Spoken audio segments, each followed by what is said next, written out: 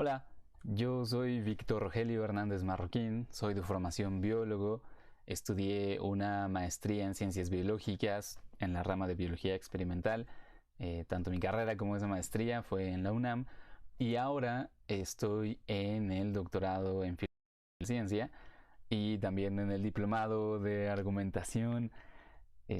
La profesora María Martínez, a quien conozco previamente, me invitó a contestar estas preguntas y yo con mucho gusto lo hago. Espero que sean útiles. ¿A qué se dedica la biología? Bueno, al estudio de los seres vivos. ¿Y por qué creo que mi disciplina es una ciencia? Bien, porque obtiene conocimiento con alto grado de confianza, tiene métodos experimentales, observacionales, de campo, con criterios que son rigurosos y replicables. Los biólogos también tenemos muy consciente que nuestro objeto de estudio es diferente al de otras ciencias naturales, ¿no? Específicamente física, química o geología, en el sentido de que es un objeto de estudio complejo, en el sentido de que tiene propiedades emergentes, que está abierto a las contingencias, al azar, y a que es un fenómeno histórico, que es producto de la evolución, un proceso que lleva miles de millones de años ocurriendo y que también una gran parte de ellos son también producto de un proceso histórico individual.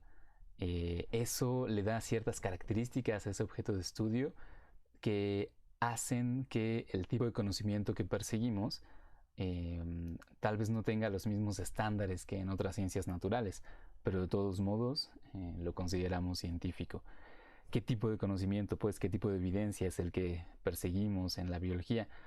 Bueno, diferentes áreas de la biología tienen diferentes criterios para el rigor de sus métodos y hacen afirmaciones distintas con diferente grado de confianza o de alcance. Se pueden pretender afirmaciones que simplemente sean descripciones de lo que hay o de cómo son esos organismos.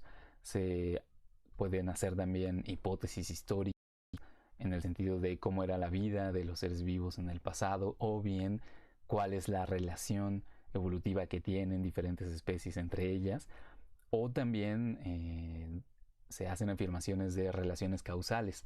Voy a poner ejemplos. En biología molecular se puede perseguir un cierto tipo de conocimiento que nos hable al respecto de cuáles son los papeles, las acciones que tienen distintas entidades moleculares, ya sea como influencia para otras entidades moleculares, por ejemplo, un gen, cómo influye en otro gen, o bien en los sistemas de manera más general, por ejemplo, cuál puede ser la influencia o la acción de un gen o la ausencia de él en un organismo completo.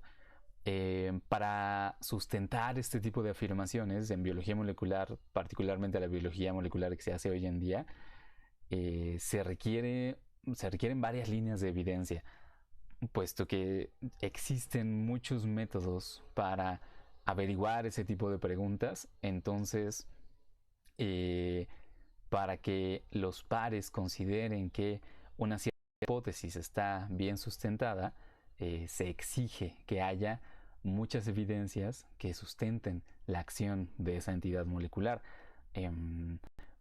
Porque no basta con un solo experimento, pues, sino que se necesitarían varios experimentos muy controlados para poder aseverar con cierto grado de confianza que una entidad molecular tiene cierta acción o tiene cierto papel. En el otro extremo está la paleontología, que trabaja con restos fósiles, con el contexto geológico en el que se encuentran esos restos fósiles. Y a pesar de que las técnicas y los marcos de interpretación han mejorado mucho para esta área, de todos modos las afirmaciones que se hacen no son tan osadas, no son las afirmaciones que se hacen sobre los seres vivos en el pasado no son tan osadas, se pueden limitar a ciertas descripciones, eh, pero en general se mantienen en en el ámbito de las hipótesis sustentadas, y sin embargo se acumula conocimiento al respecto de los seres vivos en el pasado, y por eso aunque la biología tenga esas ramas tan distintas, se puede considerar también una ciencia. ¿Qué es la argumentación para mí? Bueno, después del tiempo que llevo en el diplomado, responderé que la argumentación es la práctica de presentación y evaluación de argumentos que llevan el fin de convencer a los interlocutores.